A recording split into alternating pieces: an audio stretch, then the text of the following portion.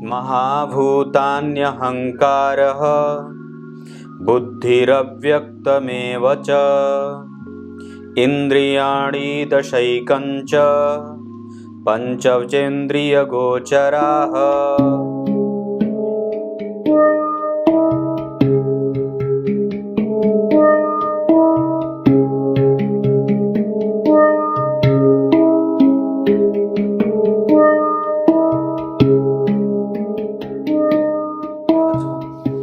नमस्कार, एक बार फिर से उपस्थित हूं आप सबके सामने शुक्रवार के बाद शनिवार के कार्यक्रम में।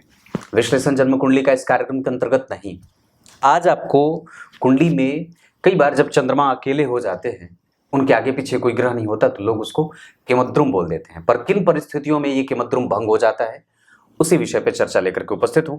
सबसे महत्वपूर्ण ग्रह चंद्रमा ही होते हैं और सबसे ज्यादा जातक को परेशान और प्रभावित चंद्रमा ही करते हैं, जैसे हमारे डेली रूटीन को वो प्रभावित करते हैं।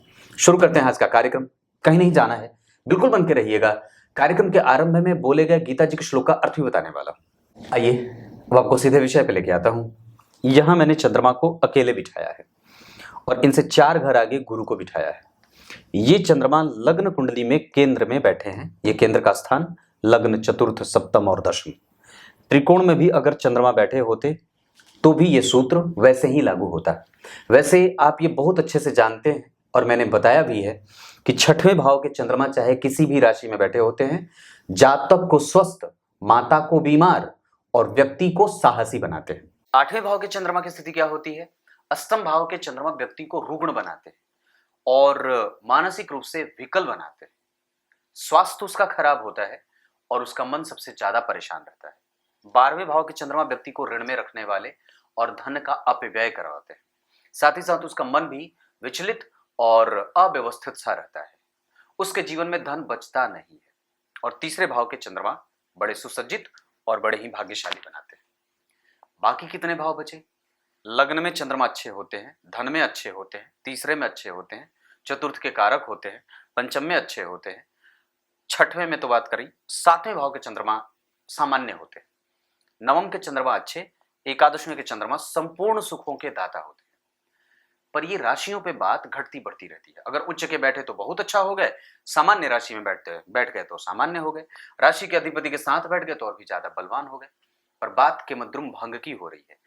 याद रखिएगा, केमद्रुम जब भंग हो जाए तो उसे कल्पद्रुम कह देते हैं। क्या बात कही? अगर केमद्रुम भंग हो जाए तो उसे कल्पद्रुम कह दिया जाता है। जैसे अगर चंद्रमा के ऊपर किसी ग्रह की दृष्टि पड़ जाए, वो लग्न से केंद्र में हो और उससे केंद्र में कोई शुभग्रह बैठा हो, या तो इधर शुक्र, या तो यहां चंद्रमा, या तो यहां गुरु, उससे केंद्र में कोई शुभग्रह बैठा हो, लग्न से चंद्रमा केंद्र में हो, या उस पे किसी शुभग्रह की दृष्टि हो, तो ये केमद्रुम नहीं माना जाता और वो कल्पद्रुम हो जाता है।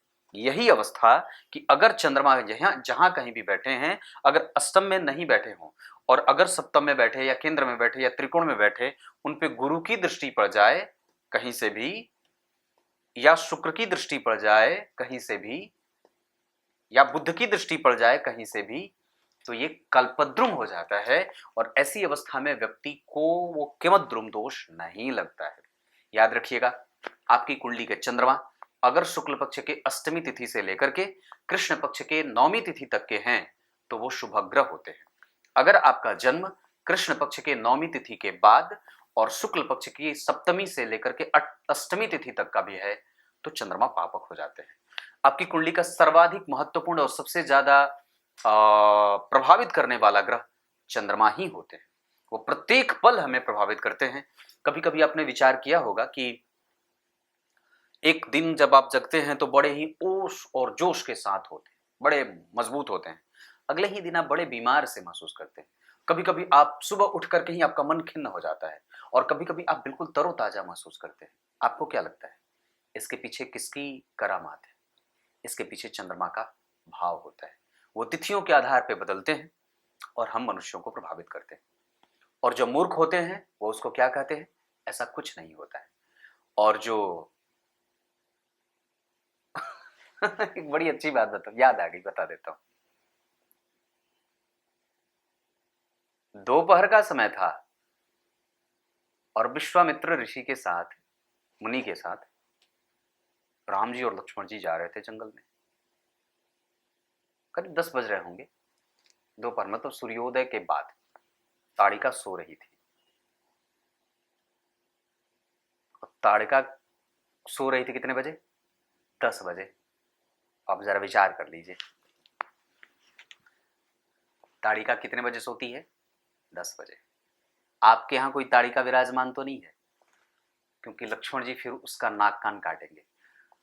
सुपर्णखा का बाद में काटा था, उसके पहले ताड़िका का काट दिया था नाक और कान। फिर बाद में जो है वो राम जी ने उसका भेदन किया था, मतलब उसकी मृत्यु को उसके सामने दिखलाया था और उसको मृत्यु का वर दिया था। पर उसके पहले लक्ष्मण जी अपना काम कर चुके थे, नाक और कान काटते हैं। नाक और कान क्या है? हमारे सुख के दाता है ना। नाक से आप सूंघ लेते हैं और कान से आप सुन लेते हैं। ये ज्ञानेंद्री, ये हमारे जीवन में रास्ता दिखाने का काम कर देते हैं। आप कान से क्या सुन रहे हैं, उसका प्रभाव आपके मन मस्तिष्क पे कैसा जा रहा है। आप नाक से क्या चीज सुगंध में जा रही है, दुर्गंध से युक्त है, इस वजह से। अब आइए, मैंने ये बात इतनी सी बताई। आपके घर में कोई ताड़िका और सुबाहु तो नहीं है? जरा चेक करिएगा कि आपके घर के बच्चे या आपके पति या आपके घर के सदस्य कितने बजे सोते हैं। राम जी के लिए, मंदिर के लिए लड़ बैठ करके आपने अयोध्या में मंदिर तो बनवा लिया, पर उनके ही सिद्धांतों को जब पालित करने की बात आती है तो कहते हैं नहीं, ये तो वैज्ञानिक धरातल पे ये बात सिद्ध नहीं होती है। नहीं, नाक कान काट दिए जाएंगे। ये कल्पद्रुम योग है। अब आइए गीता जी के श्लोकार्थ बता देता हूं। गीता जी के 13वें अध्याय के 6वें श्लोक में भगवान ने क्षेत्र की परिभाषा बताई है। 24 तत्वों वाला क्षेत्र होता है। क्षेत्र के अंतर्गत 24 तत्व हैं। कौन कौन से? एक प्रकृति तत्व, एक समष्टि बुद्धि, तीसरी समष्टि अहंकार, चौथे नंबर पे आती है पंच महाभूतों की संख्या, जैसे पृथ्वी, जल, अग्नि, वायु और आकाश। उसके बाद एक मन, मन भी तो है। उसके बाद 10 इंद्रियां, 10 इंद्रियां, 5 कर्म इंद्री, 5 ज्ञान इंद्री, और उसके बाद 5 अलग से इंद्रियों के गुण। ये 24 हो जाते हैं। क्या क्या गिनाया मैंने? मूल प्रकृति, बुद्धि, समष्टि बुद्धि कहा, तीसरे नंबर पे समष्टि अहंकार कहा, चौथे नंबर पे पंच महाभूत कहे, उसके बाद एक मन कहा, उसके बाद 10 इंद्रियां कही, 5 इंद्री और 5 ज्ञान इंद्री, 5 कर्म इंद्री, और उसके बाद 5 अलग से पांचों इंद्रियों के गुण कहे। ये 24 तत्वों से बना हुआ क्षेत्र होता है। कुछ इसी तरीके से आज के कार्यक्रम का समापन करते हैं। तब तक के लिए इजाजत दीजिए। कल एक बार फिर से उपस्थित होंगे आप सबके सामने। तब तक के लिए बहुत बहुत नमस्कार।